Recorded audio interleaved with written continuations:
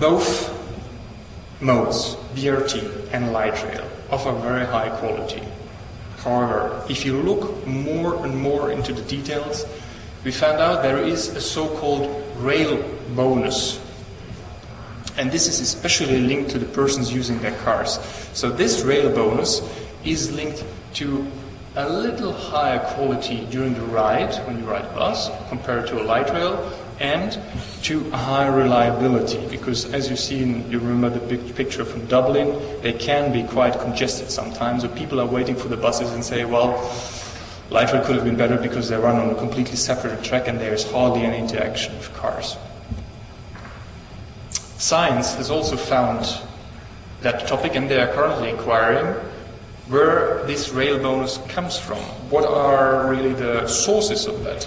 This is a bit of an older story from study from 2001, and you can see, looking at the different aspects concerning light rail and buses, you have nearly everywhere a bonus or a preference towards light rail. Besides here, I would say there slightly bus is winning. Heard it also from Richard before, environmental impact, their fuels used by buses currently, I mean the engines from the buses, they are advancing, they are enhancing. We have also hydrogen buses and so on, but currently light rail is there, I would say, the clear winner, because you have zero emissions on the local spot, you're not dependent on oils, and also the noise levels are much lower for light rail than for bus. An example from Calgary, they swapped from their original electricity production, which was from nuclear power, and they switched to wind power. And this took off from the roads literally 20 megatons of greenhouse gases and other exhaustion fumes, which is, if you compare it, like 4,000 cars on the roads per year.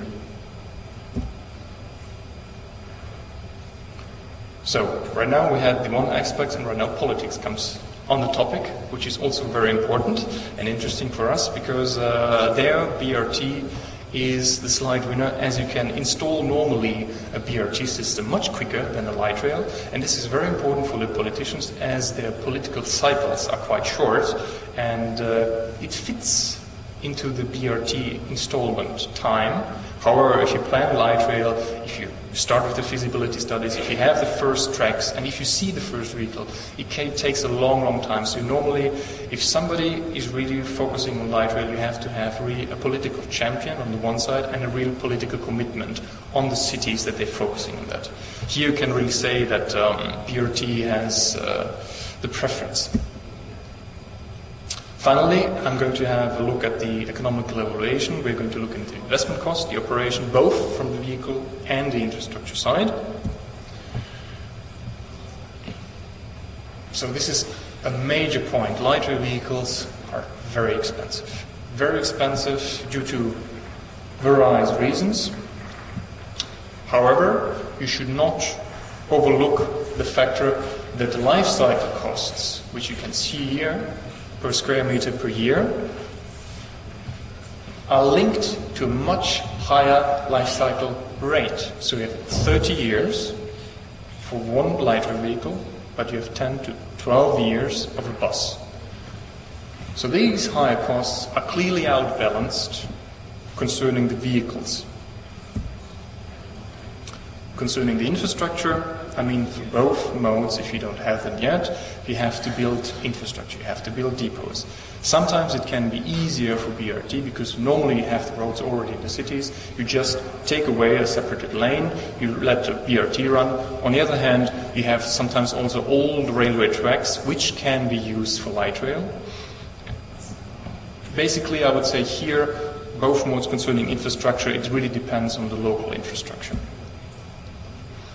Looking at the wages, especially in Europe, you can say that they are very high, at least in Europe, and due to the fact that you have to run much more buses, like 90 bus drivers per 10,000 passengers per hour per direction, and just 30 drivers for light rail vehicles, This really outbalances it a lot. I mean, the local conditions, again, they show and tell you which mode would be better when you have to look at the local wage conditions.